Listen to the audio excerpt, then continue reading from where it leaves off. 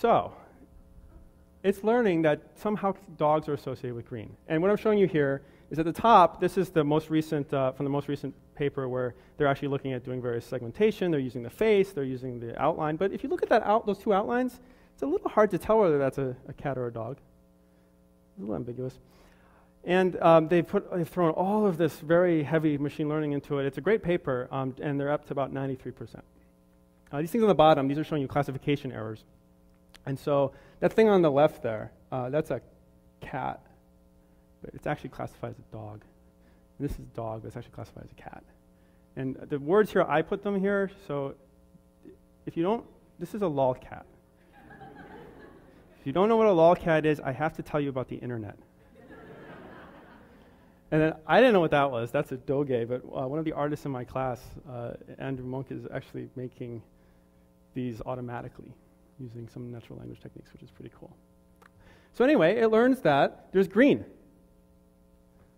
There's green because usually dog pictures are outside. And so this is kind of cool because you might not have thought of that. The green might have not been one of your top 3 features.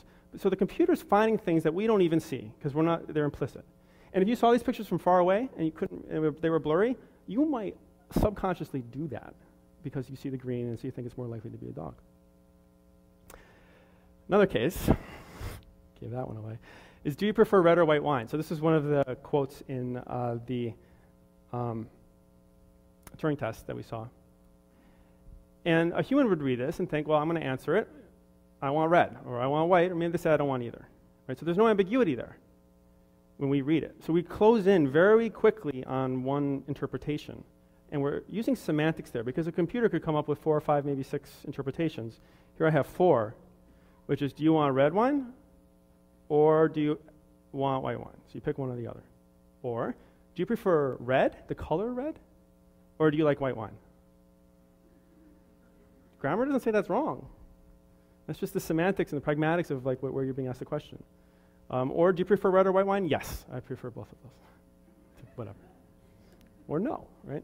So when you use these algorithms, you can start to discover stuff that is not explicit knowledge to us.